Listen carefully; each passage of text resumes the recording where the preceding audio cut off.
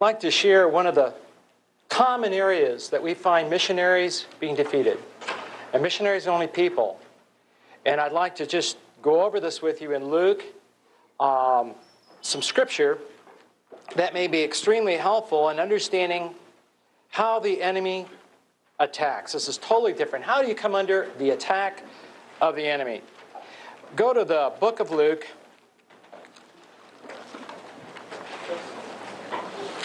Pardon me, not Luke. I want to go to Matthew.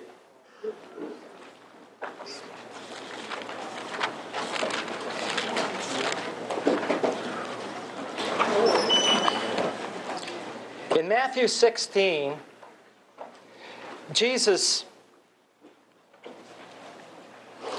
I think often when you're in ministry, you can be so involved with people that you don't know what's going on in people's lives. And Jesus was involved with the multitudes, but the disciples were out there with the hearers. And so Jesus asks a good common question in 13, 14, and 15, and he says, you're out there, people are watching my ministry. What is their concept of who I am? Who they decided who I am? And so they were asking questions, and they said, well, some of them think you're one of the prophets. Some of you think you're this. Some think you're that. And then Jesus said, but who do you say that I am? And Simon Peter answered, and he said, thou art the Christ, the Son of the living God. Now that was a right answer. But without the next verse, we would miss a tremendous truth about spiritual warfare. And the next verse says this, Jesus answered and said to him, blessed art thou, Simon Bar-Jonah, flesh and blood hath not revealed it unto thee, but my Father which is in heaven. Now what is Jesus saying? Jesus said, he asked Peter a question. Peter spoke forth an answer that came to his mind. And Jesus said, do you realize, Peter, that thought that came to your mind came from God? Peter did not realize. That's why he had to tell him. Now you go down in the same chapter, and Jesus begins to talk about his crucifixion. In verse 21, and how he's going to be killed and raised again the third day. And Peter gets a thought again. And Peter took him and began to rebuke him, saying, be it far from thee, Lord, this shall not be unto you. And then we have verse 23. Jesus tells Peter something very important. He said, Peter, get thee behind me, Satan, for you're an offense to me, for you do not understand the things that be of God, but those that be of men. He said, Peter, a thought came to your mind, and you spoke it out. Do you realize who put that thought in your mind? And Peter said, no. In essence, and Jesus said, Satan did. I remember as I was vice president of a large mission, and we were teaching warfare to our missionaries, one of our sharpest missionaries from Africa was going to resign. Many of our missionaries would have resigned, and when they understood warfare, they went back. And some of them are doing tremendous work today. I mean, they were some of the better ones. They were being wiped out because they didn't understand how the enemy operated. What did Paul said? We're not ignorant of his devices, but we are. And so here is this tremendous missionary. And you've heard probably the story of this missionary. This missionary and her sister, her missionary and this gal was with Christian Missionary Alliance. One was a CEF missionary on loan with Christian Missionary Alliance. After being on the mission field for 8 years in Gabon, Africa, they found out in their first assignment in Africa, one way you show friendship is to cook meals and take it to the missionary. Well, this lady, who was a deaconess in the church, was taking meals to these two girls. And what they didn't know is that she was putting poison in the meals. These girls, for 3 years, ate poisoned meals that this woman was fixing for them. They never got sick. They never died. And they didn't realize that to 3 years after that, this lady was doing it, and she couldn't believe why she kept upping the poison. And she said, all of a sudden, this missionary said, she said, you know, all of a sudden I realize that they shall take up poison and not die. Not to test God, but God had protected her. Let me tell you another one. She told me this. I was in Africa. She was my translator as I went out to speak to leaders from 10 Western African countries, and she was my translator in the French stuff. Just a tremendous gal. Rebecca Dubarry. She's not Dubarry anymore. She married a single fellow. She was lucky to find a single missionary that wanted to get married. Really a neat gal. In fact, Scott Moreau taught her at Wheaton. She got her, I don't know, did she get a master's from you, Scott? Okay, it's credible. I mean, these stories are like off the wall unless you meet Rebecca. And she's not one of these jungle Janes. You know what I'm saying? She just doesn't appear like that. Well, anyway, I was just there after Easter, and I was in Ghana, and she was my translator for the French-speaking ones. She said, Jim, I got to tell you what just happened 2 weeks ago. She said, at Christmas time, our particular church here, they only take members twice a year, Christmas and Easter. And at Christmas time, this lady came down from the village, from the mountains, and she wanted to be a member of the church. And she said she accepted Christ and all this, and the elders said, yes, this is good. But the pastor had reservations. He did not want to accept this lady as a member. He didn't know why. You know, you have a check in your spirit. You can't put it in words. Something just didn't line up. And he said no. Well, at Easter time, just before Easter, she shows up again. She wants to be a member of the church. Well, the pastor still had a check in the spirit, but the elders said you have no reason not to let her be a member. You've got to let her be a member. Now, this has happened 2 weeks before I got to Ghana, Africa, to do this special seminar for these African leaders. So Rebecca said that after you become a member, you can take communion. And so they had a communion service. This lady took communion. She got sick. She went next door to the pastor's house. The pastor went in. She fell down on his kitchen floor. Rebecca was standing there, and he said, you're holding something from me. Tell me what it is. And this woman died on the floor. And they had to get word to the village because she was not from a village around there. They got word to the village. They came down from the village, and they said, do you know who she is? And they said, no, we didn't know who she is. They said, she was the most powerful sorceress in our village. And she said, I will taste of the Christian's power before I die. And God struck her dead. And let me tell you, when they have communion services in that church, people search their hearts.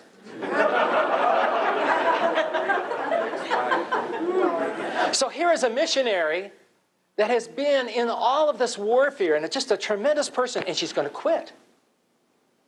And she comes to me, she says, I'm quitting. And she had taken a warfare class from Fred Dickinson, because she's a Moody grad. She hadn't had Scott yet. And she said, I'm leaving the mission. And I said, why, Rebecca? She said, you know, when I get up and I teach the people, God loves you. But she says, I get a thought, but God doesn't love me. You know, God will meet your needs, and the thought comes, God won't meet my needs. And she said, you know, I guess I don't believe what I teach. I said, Rebecca, do you believe what you teach? Well, she said, yes, I do believe, but I get those thoughts. I said, Rebecca, that's spiritual warfare. And she goes, oh. You know what she thought? She'd be running off into the bushes with somebody. Or stealing mission money. You know, she never dreamed that the battle was going to be fought up here with intruding thoughts from the enemy. Either did Peter. Do you think David would have numbered the children of Israel if he'd have known that those thoughts came from Satan? Do you think Ananias and Sapphira would have lied against the Holy Spirit if they'd have known that the thoughts coming into their mind came from Satan? But who discerned where it was coming from? Peter said, why did you let Satan fill your heart? Let me share this and we'll close. I know you've been here a long time and I really appreciate it. If you could take this out of this conference, it'll help you. And that's this. These people were not judged because Satan gave them thoughts. They were judged because they did them. We got to realize that. Could you repeat that? What did I say? I'm winging it. They were not judged because Satan gave them thoughts. They were judged because they did them. That's warfare. That's why did Otto walk out? He's out in the, oh, there he is. I mean, Otto will tell you that. His battle was going on up here all the time. He looked fine on the outside. But fears and all this stuff was going on in his mind. And we're to take thoughts captive, because if we don't take our thoughts captive, they'll captivate us. And God never intended you to be controlled by your thoughts. He said for you to control your thoughts. Right? It's so important. That's warfare. That's 2 Corinthians 10, 3, 4, and 5. That's what it's all about. That's the battle. It's the battle for the mind. It's the battle between the ears. And it's so important. Are these thoughts right thoughts? And I'll share this. I don't know how many are in there, and I will close because you guys have been sitting a long time. And this is so vital. I shared it the other day. I try to share this with our people. I try to use common, everyday illustration in counseling, because when people come and there's enemy involvement in their life, sometimes there's a lot of confusion. And it has to be so simple that they can grab a hold of these simple truths and stand on it against the enemy. Because it's not that complicated, but it's complicated when my mind is all full of confusion. And I said this: if you drove me to a Sears garage and you're having car trouble and you got out on your side and I got out on my side, when I got out, obviously the mechanic was not very separated. At least he doesn't go to our church here in Sioux City. And when I get out of the car, the wrench slips. And the guy obviously lets me know where he is with his words. He says some very evil, wicked things. And all of a sudden I disappear. And you go, what happened to Logan? And you walk around the car and you look and I'm on my knees. You say, what are you doing down there? And I said, I'm praying. He said, what are you praying about? I'm confessing that I heard him swear. Does that make sense to you? Does it make sense to you? No. How many of you are doing it? How many of you are confessing what Satan is putting into your mind? And receiving it, and receiving the accusing of the enemy. Oh, God, forgive me. Did you want to think dirty thoughts? Is that what you really wanted to do on the mission field? Just go over there and think those rotten thoughts? Where were they coming from? Right. How can you be a missionary? Look at the thoughts you have. Say, how could Rebecca be a missionary when Satan was putting thoughts in her mind? What? You don't believe this. But she did believe it. But the thoughts were saying she didn't believe it. Do you know what I'm saying? And there's all this stuff going on, and I got to realize, once I understand the battle, I can't tell you the freedom that people have when they realize that thoughts can come from me, they can come from Satan, and they can come from God. This is the first day in counseling. You're getting the first 20 minutes with Logan. If you're in a counseling, this is where we start. And they're going, you're kidding. Now, I thought everybody knew this, but now I know they don't know this. Well, how can I ask people, are your thoughts coming from God? And they go, oh, no. Or, so we say, go, good, we can rule that away. These thoughts are not from God. So now we got to deal with what? Are these thoughts from me, or are they from Satan? Now, how can I tell the difference? I mean, am I supposed to resist the enemy here, or am I, how do I know the difference? And this is just a rule of thumb. But rule of thumbs don't always work. Always. But just a rule of thumb. Usually, now let's say that we're going to skip dinner. And we're taking a vote here. How many of you want to go to McDonald's? How many want to go to Hardee's? How many of you want to go to Valentino's? If you're not from Nebraska, you don't know Valentino's. Valentino's is a special Nebraska pizza place where the pizza is, I think, terrible. It doesn't have much spice in it. But, so we name all these places, and everybody's voting, but someone's here, guess what's happening to him? In his mind, he's getting McDonald's, McDonald's, McDonald's, McDonald's. I can set my mind on what I want to, right? Can't you change your mind? Did you think of McDonald's and Hardee's and something else?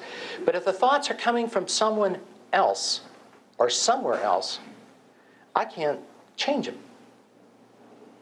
Often in our office we have sound screens. In Dan's office is next to mine. If Dan's got something going on that's pretty heavy, I said, do you hear that going on in that room? Can you hear the voices? I said, turn them off. Well, they can't turn them off.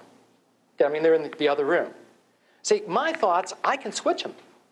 But when the enemy's putting thoughts in my mind, guess what happens? I just keep having those same thoughts over and over and over and over and over. It's from the enemy. And that's one way of knowing this is not me. This is the enemy. Or I don't want to think like this. And yet I'm thinking what I don't want to think. Maybe that's helpful. I hope it's helpful. But if you can walk out of here knowing that everything that pops into your mind is from you, you're a long ways in the spiritual life and in fighting the spiritual battle. And Rebecca went on, when she realized that, it was just such a relief. And she went on to so many of the missionaries that we've dealt with that were going to resign from various missions from all over the world. The reason they were going to resign was they didn't understand the tactics of the enemy, and they were being bombarded with it. Now, the next section we're going to do, I think is it after dinner, or when are we going to do it? It's the break at 3:15. Well, we'll give you an early break here. And that's this. I want to introduce this and let you know. I worked with God has given me the opportunity to work with some of the godliest men in America. Alan George, the president of CEF, is one of the finest, most gentle gentlemen I've ever worked with. And Alan George would say this, and he started in CEF as a volunteer in the Navy and ended up president. And now he's a missionary in Kenya, Africa. And Alan said this, he said to our missionaries, if Satan can't get you, he'll get you through your kids. And that's our next section with the missionaries. He's saying, well, I'm not a missionary. Maybe Satan's after your kids too. And there may be some things that we're going to be sharing about children and how they come under attack, because we do a lot of counseling of children. Even babies come under attack. We get telephone calls, 2 years old, 2.5, of kids under attack. Counsel a lot of teenagers that are brought to me in serious trouble, really serious trouble. So we want to share about missionaries that may be doing well, but all of a sudden their kids are getting the brunt of the enemy attack and they have to leave the field because their kids are under attack. And how do we deal with that? And we'll have a panel here to deal with that, and we're going to just take a longer break. I want to thank you, and I would encourage you, there are 4 snake stories, and Otto, every time he tells it, it's a little bit different, but it's this, he adds this or drops that out, and at the end, when we got to the snake part, he was running out of time. So I would really encourage you to grab a hold of this. Oh, my name's on the back. My name's on the back. I didn't know that, Otto. Another reason to I endorse this. Still endorse it? Otto says I look something like the yellow snake. Take a break. I didn't know it was on the back.